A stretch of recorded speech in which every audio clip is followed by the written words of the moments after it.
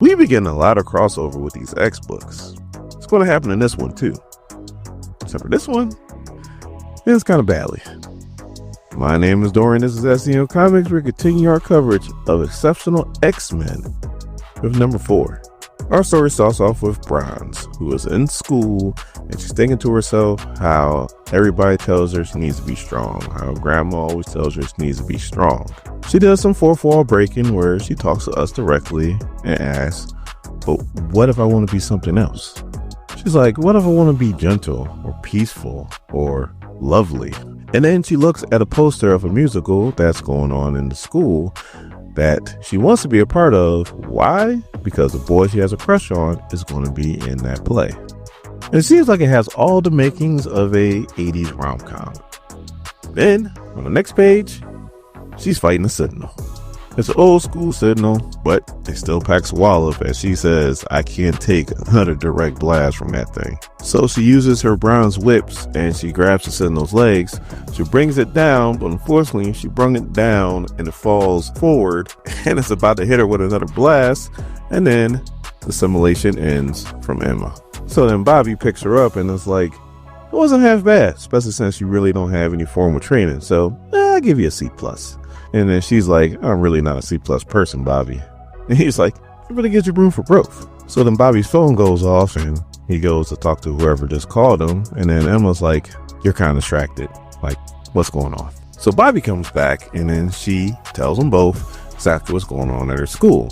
How there's a musical, she wants to audition. There's a boy that's also going to be in a play that she likes, but she's scared that she might bronze out during her audition.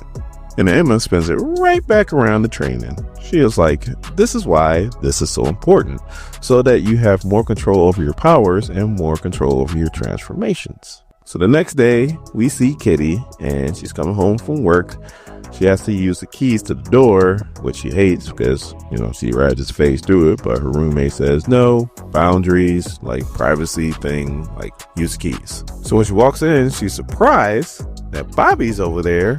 He invited himself to dinner via Kitty's roommate. So they're sitting down to dinner and wine, and he's explaining how him and Kitty grew up together, which kind of makes no sense because Iceman is an original X-Men back in the 1960s. Kitty didn't come around to like late 70s, like early 80s. But I know this is semantics. I'm not trying to be one of those people, even though technically right now I'm being one of those people. He also explains how they dated for a while, but then turns out he's gay.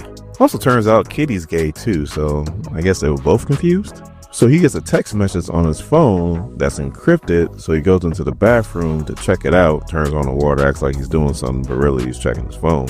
Then he comes back out and he goes to help Kitty wash the dishes, and Kitty's like, you need to get the hell out of here. So he's like, I'm just trying to find common ground with a familiar person, and she's like, I'm not asking. So now we cut to the day of the audition.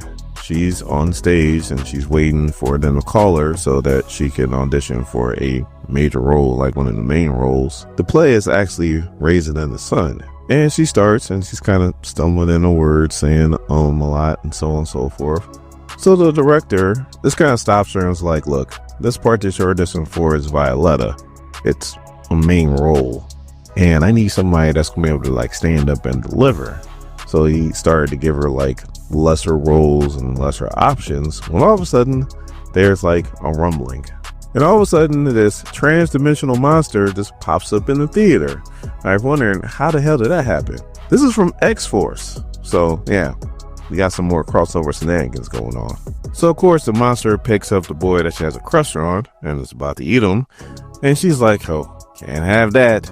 And she browns out. And she deals with this monster kind of the same way she dealt with the Sentinel, except for this time she didn't make the mistake of pulling him forward. No. She pulled him back and then she sends him right back through his dimensional portal. So then the director and the boy she has a crush on, it's like, oh, you saved us. And that's how you're supposed to react when a mutant saves you from certain death. Not, oh, it's a mutant. So then she goes to both of them, like, can you guys please keep this to yourselves? And they're like, oh, no problem. Like, we understand what your people are going through right now, so you ain't gonna hear anything out of us. Which means they understand the G code.